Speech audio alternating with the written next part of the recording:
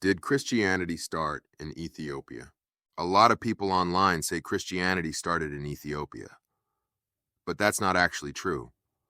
Ethiopia has one of the oldest Christian traditions in the world. Yes, but Christianity itself began somewhere else. Let's set the record straight. Where Christianity really began. Christianity started in the 1st century in Judea, which is modern-day Israel and Palestine.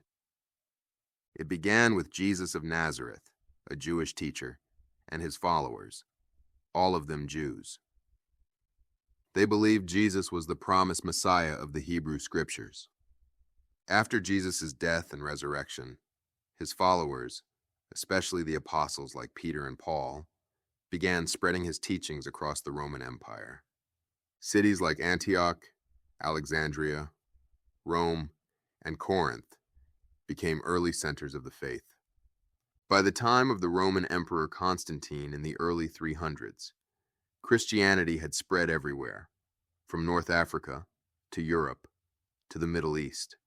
So the birthplace of Christianity was Judea, and its first major growth happened inside the Roman world, not in Ethiopia. How Christianity reached Ethiopia. Now here's where Ethiopia comes in.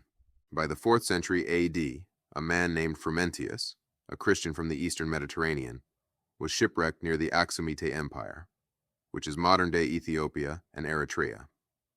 He ended up working for the royal court, taught the faith, and eventually baptized King Ezana.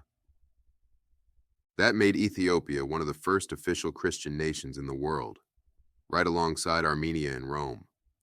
From that point, Ethiopian monks translated the Bible into Ge'ez, their ancient language, and built a faith tradition that's still alive today, the Ethiopian Orthodox Church. So Ethiopia didn't create Christianity. It preserved and protected it very early on. Bibles. What makes the Ethiopian one different? The Ethiopian Bible has 81 books, more than any other Christian Bible. It includes special books like 1 Enoch, Jubilees, and 1 to 3 Meqabyan that don't appear in Western Bibles. These writings survived in Ethiopia when they were lost elsewhere.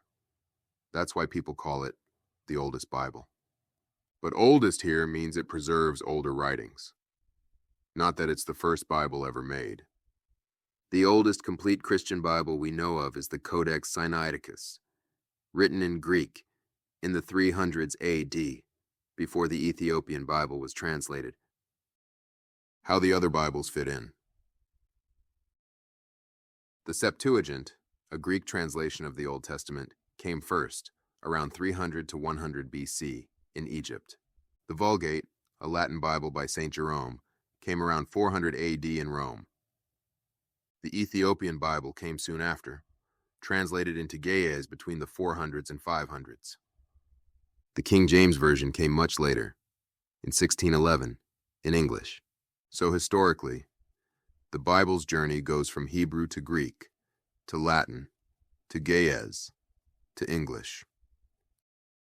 East versus West, and where Ethiopia fits. Ethiopian Christianity belongs to what's called the Oriental Orthodox Church. That's not the same as the Eastern Orthodox, like Greek or Russian, or the Roman Catholic Church. The split happened in the 400s over how to describe Jesus' nature. Ethiopia taught that Jesus' divine and human natures are united as one, monophysite, while others said they are two natures, diophysite. It sounds complicated, but they all believed in the same Christ. They just explained it differently. The real truth. So here's the bottom line. Christianity started in the Middle East, spread through the Roman Empire, and reached Ethiopia in the 4th century.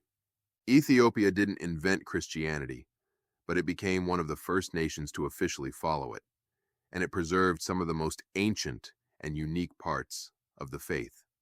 The Ethiopian Bible, the Septuagint, the Vulgate, and the King James Version are all branches from the same root, the story of God's relationship with humanity through Jesus Christ. Different languages, different books, but one message.